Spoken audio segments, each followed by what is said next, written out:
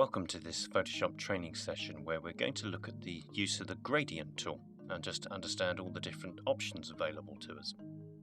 I've just got a plain white canvas here. I've selected my gradient tool, and when you first select this tool, by default it will normally go for a standard black to white gradient.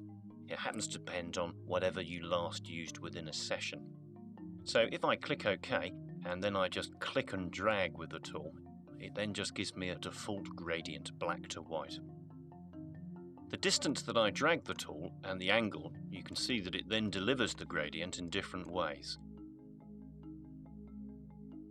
So I can even start outside the object and come across to this side and do all sorts of bits and pieces just to get the required level of gradient that I'm after.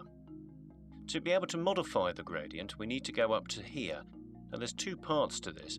If I click on the little pop-up menu, it just shows me a gallery of the predefined gradients that have already been stored within Photoshop.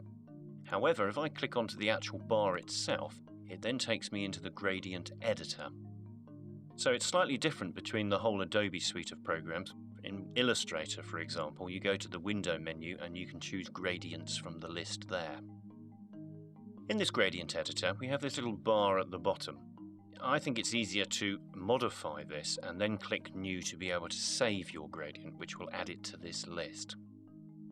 The actual gradient itself is made up of things called gradient stops and colours.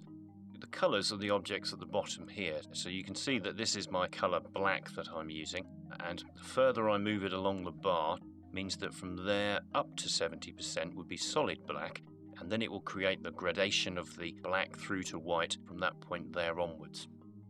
The little triangle here in the middle represents the crossover point, which by default is 50%, which means that black is going to start there, and at 50% of the way along of this distance will be the mid-graduation point, or the colour midpoint, as the little tooltip has just told me. I'm going to put black back to the left, and then if I double-click on this here, I can then bring up the Colour Stop editor, which is the same as clicking over here and bringing up the foreground or background colour palette. I'm going to switch that to a blue and then click OK. So you can now see I'm doing a blue to a white gradient. I'm going to move my white point roughly towards the middle and then just click at the bottom of this bar and then choose an alternative colour. So I'm going to go to another blue. So here I'm now doing three colours in my gradient. I'm going from a darker blue to a white to this blue. If I then click New, you'll see that it's then added it to my list of existing ones here.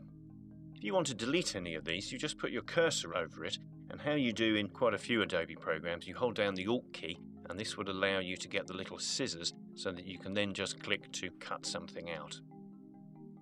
The other thing that we can do is to then play with the transparency of a gradient. So if I was to click here to put a colour stop in, this allows me to change the transparency. So at the moment the opacity of this means it will go from solid blue to solid white to solid lighter blue. But by keeping this one selected, I could change the opacity of this to say 15%, something like that. So you can see now that it's changing the way that the transparency of my gradient is working. Again, I could give that a name, so I could call it Blue with Transparency. I'm just going to shorten that to Blue with Trans. Click New to then add that to my list and then click OK. So that's now my currently selected gradient, and if I click onto this pop-up list you can see I could then choose the one which is a solid blue to white to light blue, or alternatively I could choose my blue to white with the transparency one in the middle. So I would be able to see through that to any object that was underneath. Lastly, what we have is the ability to deliver different designs of gradients.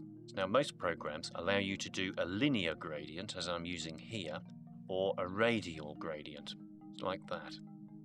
Whereas Photoshop has the additional ability to be able to produce some different types of gradients, and this one can be very useful, certainly when you're doing particular types of 3D effects. You can see the transparency in my gradient, though, is allowing me to see through to the ones that were underneath. So I'm going to change to one of my solid gradients here, and then when I deliver it again, you'll see that it completely obliterates everything because it's not a transparency-based gradient. So there we go, understanding gradients and the gradient tool and the gradient editor in Photoshop.